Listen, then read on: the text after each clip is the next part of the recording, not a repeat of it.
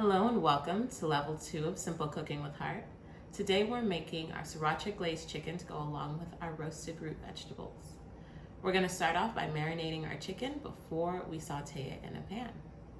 Alright, let's get started.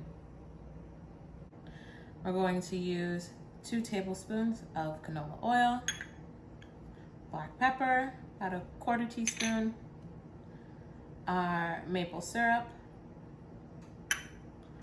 balsamic vinegar, and finally our sriracha.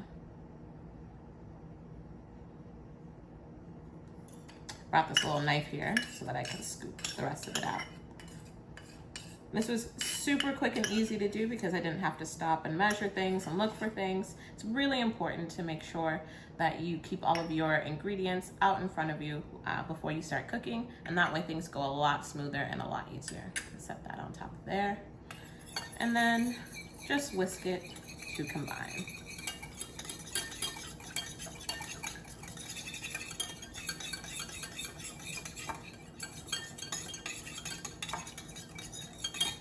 Now, in the written recipe, it calls for the marinade to be mixed in a Ziploc bag and then to set the chicken inside of the Ziploc bag as well.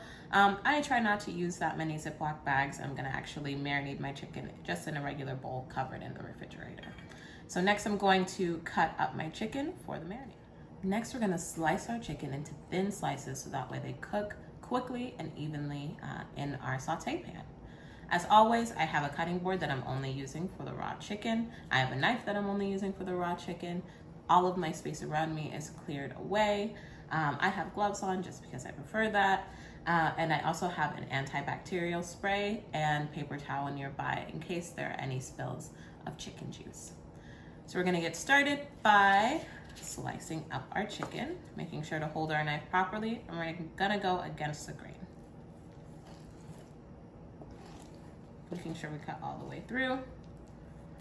Nice, thin, even slices.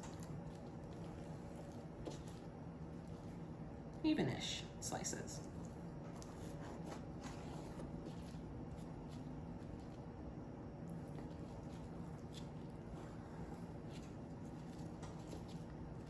All right, I'm gonna move on to the other chicken breast. And before I started cutting, the only thing I did to prep the chicken breasts was just pat them down with a paper towel to get rid of the excess moisture so that they're not sliding around. Once again, I'm going against the grain, into the thin, even-ish slices.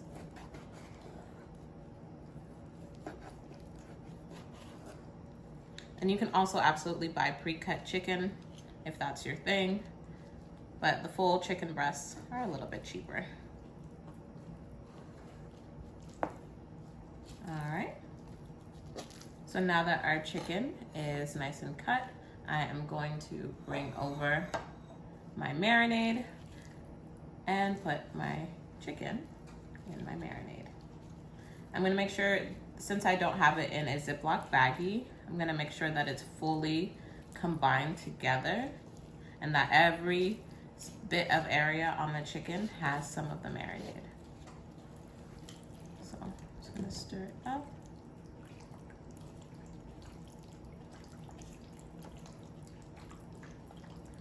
All right.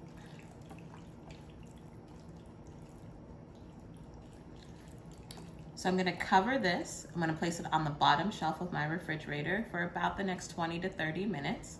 And then I will saute after it's had a good amount of time to marinate.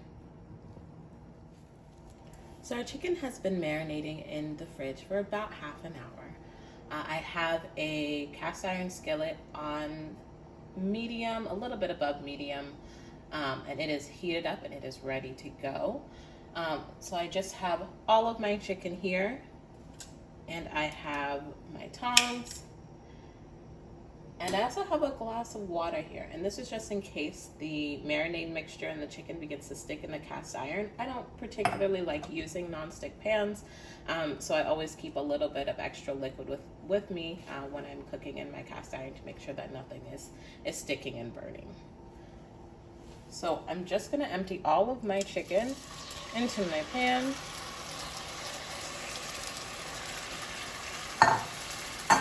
Along with all of the marinade mixture. And that's gonna evaporate and that's gonna create a beautiful glaze over the chicken. Putting on the chicken into a nice even layer as always.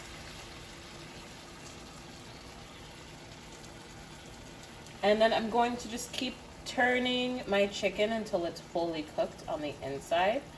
And that's gonna take about the next 15 minutes. So our chicken has been cooking for about 8 minutes now. And you'll notice that it is already almost cooked. I turn up the heat just a little bit so that way the sugars in the marinade can caramelize. You also notice that if you look in the pan, all of the oil that we added, it has started to separate from the marinade, and now it's just cooking and helping along with that caramelization. I haven't had to use the water yet that I saved, but it's browning beautifully. All right, so this will be done in another minute or so. And then I will plate it with our paprika sweet potatoes.